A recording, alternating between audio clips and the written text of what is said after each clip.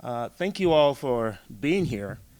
As we close out 2025, I want to speak directly to the people of this great city, beginning with this simple truth that Colorado Springs is flourishing and that we are flourishing together. This year has not been easy. We have navigated economic uncertainty, budget pressures, complex challenges that, believe it or not, they do not come with simple answers. And yet, because of strong partnerships, disciplined leadership, and a shared commitment to the well-being of this city, I'm proud to say that we have made remarkable progress in 2025.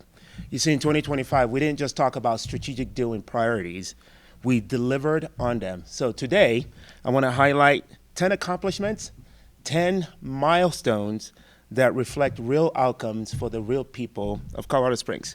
So think of this as Colorado Springs countdown, the top 10 wins of 2025. Okay, number 10, we made major strides in mental health. Suicide rates dropped 18% across El Paso County and an extraordinary 60% among young people. This reflects the power of connection, prevention, and community-driven support. It shows what is possible when we choose to care for one another. Number 9, we expanded compassionate homeless support.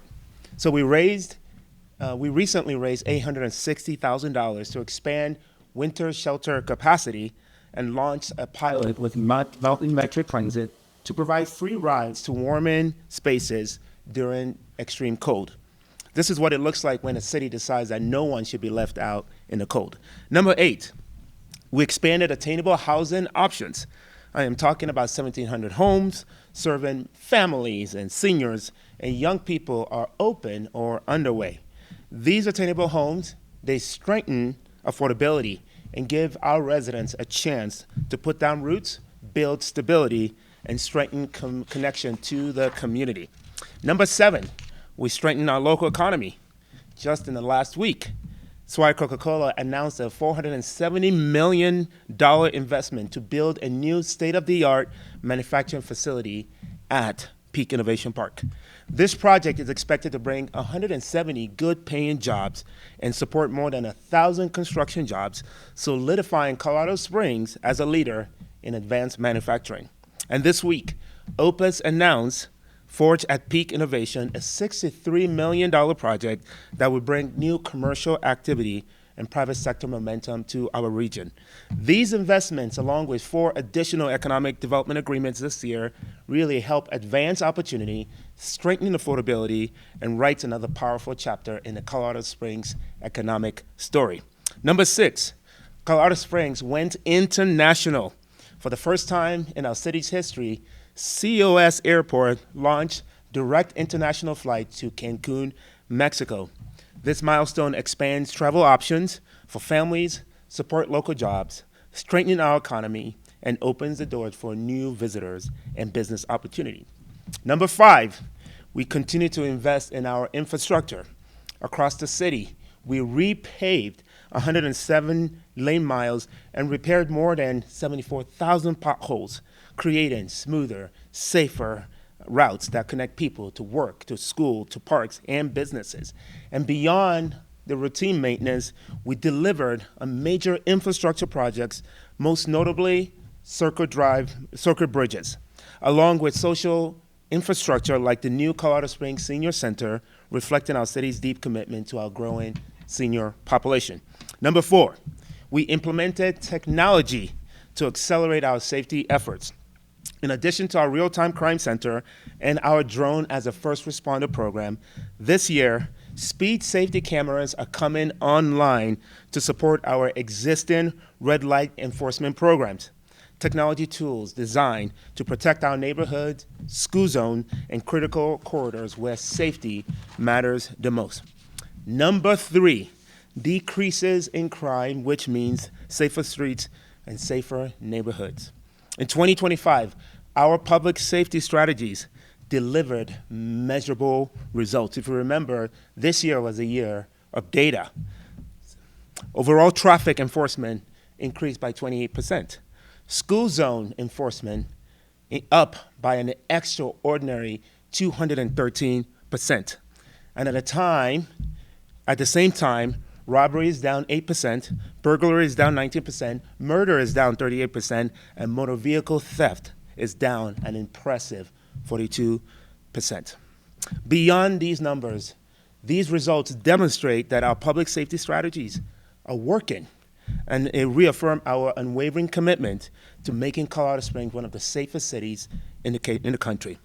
Number 2, we opened Fire Station 24, and thank you to all the neighbors that came out to celebrate that grand opening with us. And by the way, this is one of the biggest neighborhood safety wins for us this year. This is a state-of-the-art facility that is fully staffed, fully equipped, and strategically located in one of the fastest growing areas in our city. And the impact is already clear. In just the first 3 months of service, Fire Station 24 has improved response times in that district by nearly 3 minutes. And the number 1 win of 2025, I'm looking for the drum rolls, but you don't have to give me drum rolls, is the number 1 win is a historic year for public safety. And here's what I mean. For the first time in our city's history, the Colorado Springs Police Department briefly surpassed 800 sworn officers. We currently stand at 769 and steadily climbing towards our full strength of 839 officers. And it's not just our sworn officers. Our 911 call center reached its highest staffing levels since 2018. One of the things I heard on the campaign trail was, we got to improve our response time. And I'm pleased to say that Priority 1 response times has improved from 15 minutes this time last year to 11 minutes today. And here's the thing, these wins did not happen by accident. They reflect the dedication of Team COS employees and the collaboration of our partners, the creativity of community leaders who come to the table, and the trust our residents believe in our city. This year, our city has also had several notable national rankings that affirm our quality of life and our economic momentum and our shared values, including being the number 5 best performing large U.S. city by the Milken Institute, an extraordinary 10-spot leap from number 15 in 2024. This recognition honors Colorado Springs as one of the nation's leading cities for economic performance. We're also ranked the number 5 best city in the country for veterans to live, and the number 8 most caring city in America. These accolades, these recognitions are not just accolades. They truly are the reflection of who we are, a community grounded in service, fueled by opportunity, and defined by care for one another. And while I'm proud of everything that we've accomplished this year, I'm even more excited for what lies ahead, because I believe that our best days are still in front of us. And as we look to 2026, our focus is clear. And here are 3 major priorities that will actually help shape the upcoming year ahead. Number 1 is the launch of our Keep It Clean and Safe program, AKA KICKASS. You see, public safety remains foundational to everything we do. In 2026, we will launch the Keep It Clean and Safe KICKASS program. This is a new initiative designed to provide proactive, on-the-ground support for businesses operating in the intersection of homelessness and commerce. KICKASS builds on the positive progress of the downtown Clean and Safe pilot. Number 2, continued economic momentum at Peak Innovation Park. You see, Peak Innovation Park remains one of our most powerful hubs for job creation and business investment, and it will continue to be a cornerstone for our economic future. The momentum we have seen, even in just this past week, as I mentioned these 2 announcements, this is only the beginning. This shovel-ready site is poised to become the true economic engine for our entire city. And in the months ahead, February and March, you can expect more announcements coming out soon that will contribute to good paying jobs and long-term opportunity for Colorado Springs. And the third item is a balanced approach to growth. Residents, I hear you, I hear you, I hear you. As our city is growing, we must ensure that we are balancing these bold economic opportunities also with the vibrancy and of our neighborhood. So in 2026, we remain committed to balanced growth that is investing in our infrastructure and family-friendly neighborhoods while also embracing innovation, housing solutions, and economic development. And what this means is that we're going to focus on taking care of what we have, investing and strengthening our infrastructure, preserving the character of our neighborhoods, and using our resources wisely and sustainably. Growth done right strengthens communities instead of straining on them. And that is our commitment. And a bonus 2026 outlook, it shouldn't be a surprise. I would like to add in bonus it. So here's a bonus one, 2026 outlook. It's the 250-150 celebration. And that is the 250th anniversary of the United States and the 150th birthday of the state of Colorado. So I'm inviting all of the residents of America City. And when I say America City, we are Olympic City, USA. We're a proud military community. We have America's mountain. So we are America's city. And I'm inviting all the residents of America City to engage in this historic moment, to reflect on where we have been as a state and as a nation, to honor the sacrifices that shaped us and recommit ourselves to the values that unite us. This morning, in the spirit of that reflection, I actually had the honor of speaking at a naturalization ceremony where 29 new Americans took the oath of citizenship. As a naturalized citizen myself, this moment was deeply personal. And at a time when our immigration story can feel fragile, contested, or misunderstood, I want to say this clearly. We're still a nation of immigrants. The American dream is not lost. It is renewed every time someone raises their right hand and says, I choose this country. And as we approach our nation's 250th anniversary, we're called not only to remember our founding documents, but to reclaim our founding spirit.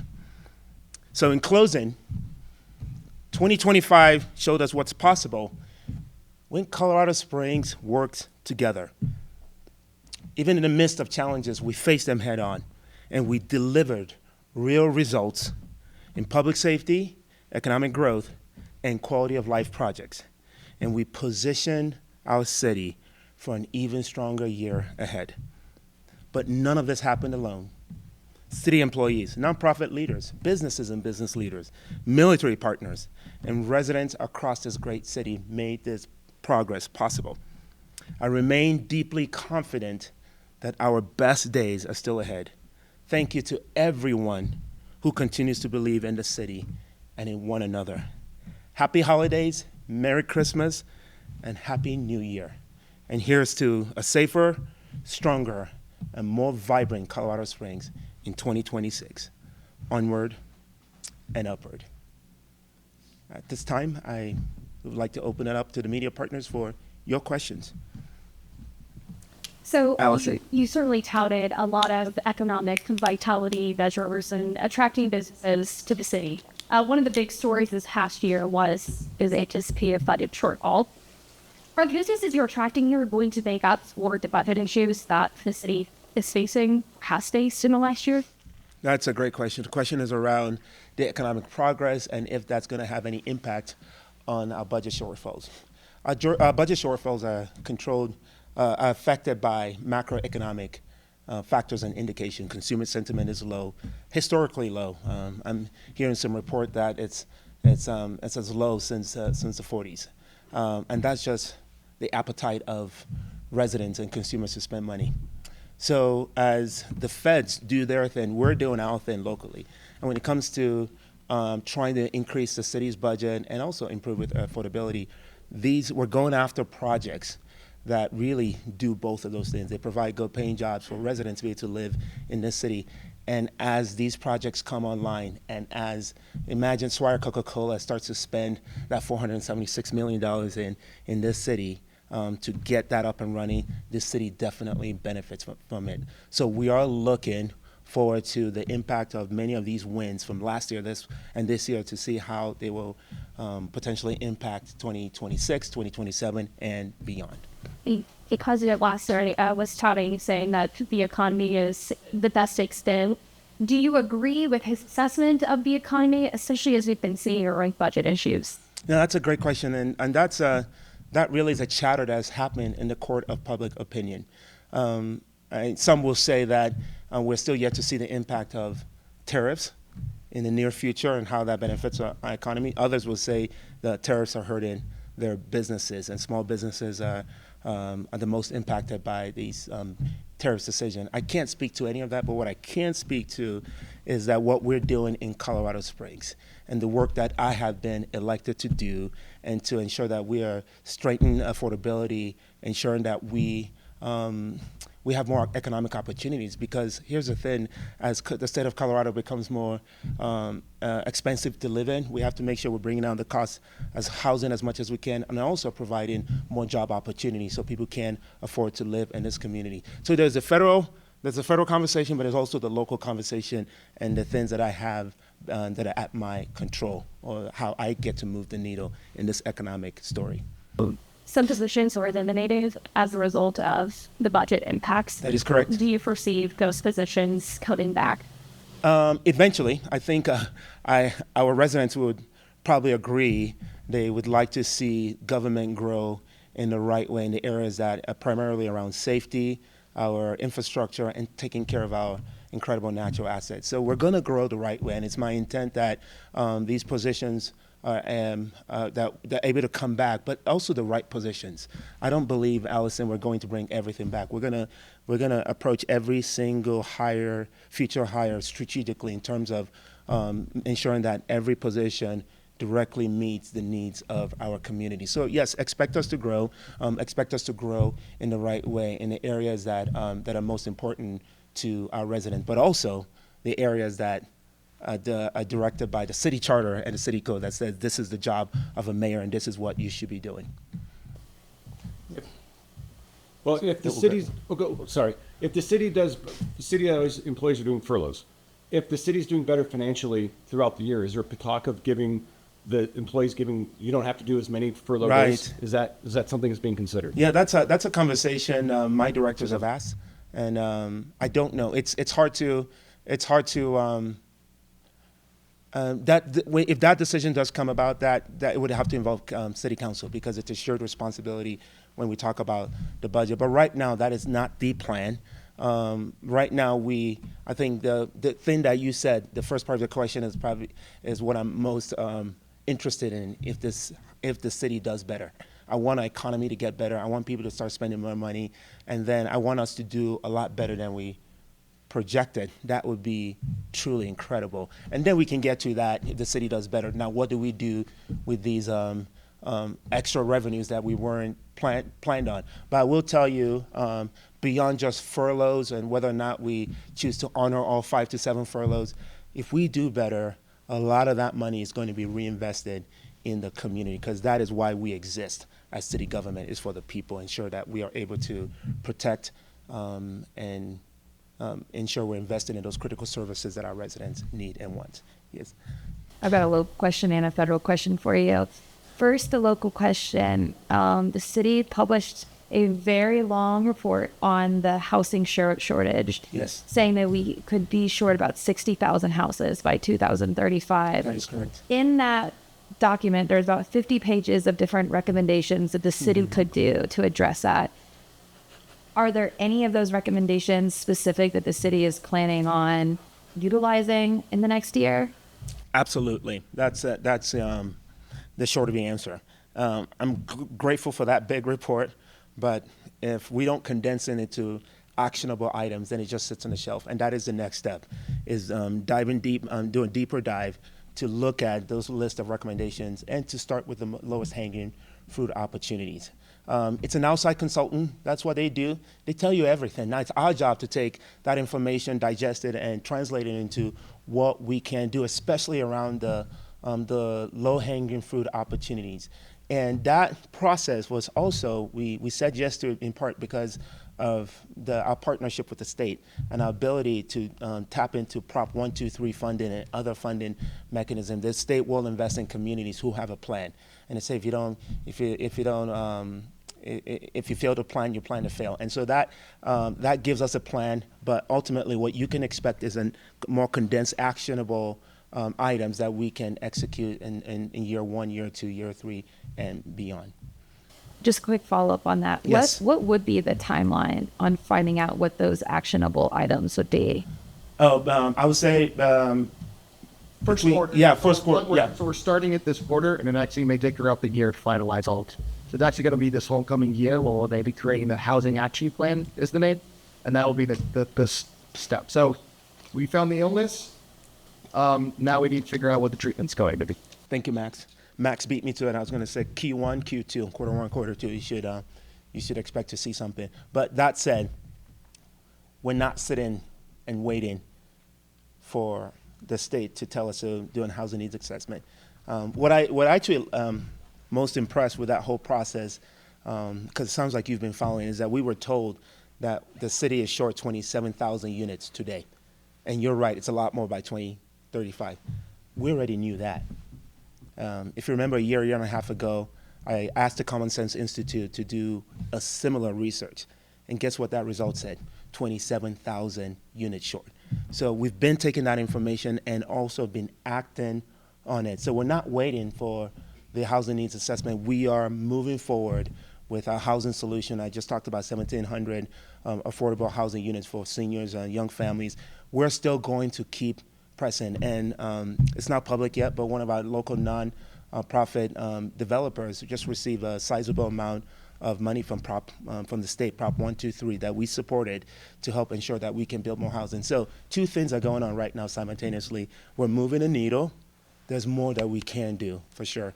And then we're going to leverage this action step from the housing needs assessment to actually hopefully fine-tune our current strategies. Yes, your federal question. It's starting to look like a bit of a pattern of the federal government moving different federal operations out of the state. Just yesterday it was announced that there's dismantling of the National Center of Atmospheric Research, and there's possible things on the horizon for different areas in the state, including here in Colorado Springs. What are you doing, and what are your communications with the federal government looking like to prevent further moving of operations out of this region? Yeah, that's a great question. And the heart of your question is connected to U.S. Space Command decision.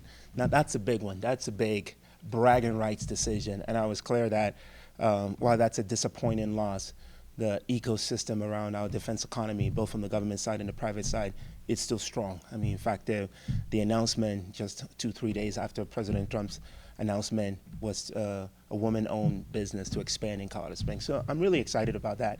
I can't speak into the commander-in-chief and their decisions around what they move. But one of the things you need to know is that there's an incredible amount of defense and military assets in Colorado Springs, literally hundreds. When that decision to move Space Command was made, 2 weeks later I had a meeting with the 4-star general in charge of Space Command, General Whiting. And one of the things he told me is like, yeah, Space Command is moving to Huntsville, Alabama, but the number of Space Command assets that remain in Colorado Springs and are not going anywhere. And I listed those during my State of the City. So the point I'm making is that there's hundreds of assets, and the federal government will continue to rearrange based off of what they feel that will, the decision that will in the best interest of our nation's safety. I get that because as mayor and leader of this great city, I am constantly rearranging functions and opportunities to maximize effectiveness. I don't believe any of those decisions will have a big impact to the city of Colorado Springs that we know of. And if the one that you mentioned was big enough, many of the generals who I'm in regular monthly communication with, including General Ellis, we were having our conversation today. He's the head of Fort Carson. I'm usually one of the first to know. So that tells me that most recent decision is perhaps is not as big in terms of the impact to our community. So 2 things: Colorado Springs will continue to be a strong defense and military city, And two, the federal government will continue to make decisions around what they feel is in the best interest of our nation's safety. And I will ensure that we have a great relationship with the feds, but also working to ensure that Colorado Springs remains a incredible city for our military partners. That is something that we have control over. I may not be able to tell the president, don't move this, but what I can do is let's make it hard for the feds to make a decision to make any kind of moves away from this community, because we're still a top community for military, number 5 veteran city in the country, and that is the work that my team and I will continue to do. Doesn't it mean still less money for Colorado Springs? Are we going to be losing out on billions of dollars once Space Command does move in the future, a few years down the road? That's a great question. My understanding is the financial impact of Space Command's leaving the city is actually minimal. What I learned is that a U.S. Space Operations Command. So this is the personnel side of our Space Force operation. They're the ones actually, and they're still here. I believe they just changed their name. Jason, you remember what do you know what they're called now? They're no longer U.S. Space Command Operations Command, SPOC. Oh, how about you do that symbol? But that group actually has more financial decision-making power, contracting authority. And so, again, the military world is very complicated. And in the civilian world, it is hard for us to keep up or to know, does this have a financial impact or not? I mean, sometimes people still get Space Command and Space Force confused. I've even heard that Space Force is moving. Space Force is not moving. We have 2 Space Force bases. And so I don't know completely, but with Space Command particularly, my understanding is it doesn't have a big financial impact to our community. There's always some impact, but the question is whether or not it's going to have a big impact. Allison? So January legislative session is going to kick back up. Is there anything you're watching about the potential impact that it has to the Colorado race? If so, what are those things? Yeah, I mean, we're always watching. Unfortunately, we have way too many bills that are always being proposed, and it feels like our job is constantly fighting and pushing back. I have a monthly call with the governor and 2 other mayors, the mayor of Denver and the mayor of Aurora. We have this monthly call, and when we get into legislative session, we're typically talking about the bills that we believe will have the most impact on our communities. And that's what's great about those monthly calls, because you have a Republican mayor from Aurora, you have a Democrat mayor from Denver, and then you have an independent mayor. And typically, if the 3 of us are united on an issue, that the governor hears that as, okay, this is really important because it transcends politics. One of the things that I proposed in that meeting, and something that we're actively looking at, Allison, and we do this annual joint letter ahead of the kickoff of the legislative session, which I believe is January 15th this year. One of the focus that I've proposed is around the retail crime theft, and whether I talked about the intersection of homelessness and commerce and our small businesses that are struggling because of the crime activity that are connected with some of our unhoused residents. And so we're trying to push. I formed a bipartisan, I convened a bipartisan group from our state legislators to join me on a tour as we visited local businesses, and some of them are minority businesses, and to just understand the impact of not being able to hold repeat offenders accountable. And that's one of the things that we will be pushing for this time around. I don't know if we're going to get it, but like construction defect, we're going to keep working at it, because this impacts real people, real families, and selfishly it impacts the city, because if businesses are not flourishing, the city doesn't have the revenues to take care of its residents. So we will be not only paying attention to the bills, believe me, there'll probably be many, I don't know what those are right now, that will potentially hurt our community, but we'll also be pushing for bills that will benefit and move us forward as a community. And as always, Allison, home rule authority is always at the top of the list. We are extra sensitive to laws that take our own authority to be able to make decisions that are in the best interest for Colorado Springs residents. So whatever those negative bills are, we're going to be fighting for home rule authority. Any other questions? This is more just like a conceptual Yes. conversation. I was talking with Bill also about this yesterday. The one of the things Oh, he read Bill. was it's been a pretty dry season for us at the end of the year. So snow plows they kind of used it's maybe Right. we had like that almost a few weeks ago. What happens with that money that's in budget for the season like this all over to next year, or is it something? That's a great question. What I don't know the answer to that, but what I can tell you is that we've never had a year where we say we got surplus amount of money that we don't use. There's always our budget is so limited. It's one of the reasons, Allison, we have these special tax initiatives like PPRTA for capital improvement project, 2C for potholes, and PSST for public safety, and TOPS for parks. Our budget is really small. 420 million doesn't get you a whole lot. I was actually in Salt Lake City before Thanksgiving at the National League of Cities conference, and I was meeting with the mayor of Salt Lake City, and they had just passed a budget. I said, how big is your budget for a city smaller than ours? About 350, 2.2 billion. Compare that to our own 420 and some change. And let me put into perspective, with our special tax initiative, together we're still under $1 billion, about just over 900. So all that to say is if we don't have the same amount of snow like we did this time last year, I think it was between November 2024 and June 2025, we had record amounts of snow and rain, and that has really contributed to the potholes that you see in our community. But if we have excess money, we're just going to keep using it in other infrastructure projects and other priorities that we need. This is what we do in city government in the libertarian community.